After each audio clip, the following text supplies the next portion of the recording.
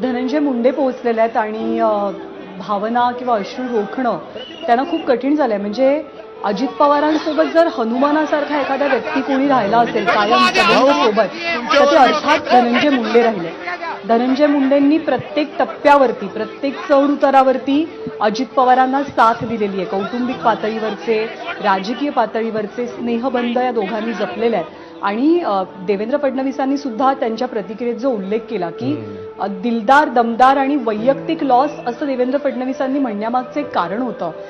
त्यांनी त्याचा उल्लेख केला की खूप कठीण काळात आणि संघर्षमय काळामध्ये आम्ही एकत्र राजकारण केलं आणि म्हणून तो धक्का पचवणं आज कठीण असल्याचं मुख्यमंत्र्यांनी सुद्धा म्हटलं. आणि तेच धनंजय मुंडेंच्या बाबतीत सुद्धा म्हणावं लागेल की धनंजय मुंडे हे प्रत्येक वेळेला अजित पवारांच्या पाठीशी ठामपणे उभं राहिल्याचं. म्हणजे तो ऐतिहासिक काळ होता 2019चा की जेव्हा राष्ट्रवादीचे काही सदस्य अजित पवारांच्या पाठीशी उभे राहिलेले होते. त्यांनी शपथ घेतल्याच्या नंतर त्या काळामध्ये असो, चढत्या काळामध्ये असो, उतरत्या काळामध्ये असो, कौटुंबिक पातळीवरच्या प्रत्येक प्रसंगात असो, धनंजय मुंडे हे कायम सोबत राहिले.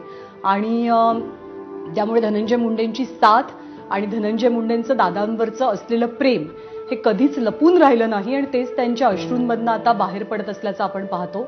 आणि कौटुंबिक पातळीवरचा जसा खूप मोठा धक्का आहे, म्हणजे न भरून येणारी ही हानी आहे पवार कुटुंबासाठी. कारण पुढचं नेतृत्व हे अर्थातच म्हणून अजित पवारांकडे पाहिलं जात होतं. आत्ताच्या महापालिका निवडणुकीच्या वेळेला दोन्ही राष्ट्रवादींना मोठा धक्का बसला. राजकीय गणितांचा विचार करता, आकड्यांचा विचार करता. पण या पराभवातनं सावरून, या पराभवाला स्वीकारून आम्ही आता पुढे चाललोय असं म्हणत या दोन्ही राष्ट्रवादी एका टप्प्यावरती आलेल्या होत्या की त्यांचं मर्जर होईल किंवा दोन्ही राष्ट्रवादी एकत्रित येतील. ह्या सगळ्याचं काय होणार याची चर्चा असतानाच अजित पवारांचं जाणं हे अनेक अर्थांनी धक्कादायक आहे, राजकीय दृष्ट्या सुद्धा आणि कौटुंबिक दृष्ट्या सुद्धा. कारण सर्वांना आधार एक प्रकारे म्हणजे शरद पवारांच्या सोबतीनं हे अजित पवार राहिलेले आहेत.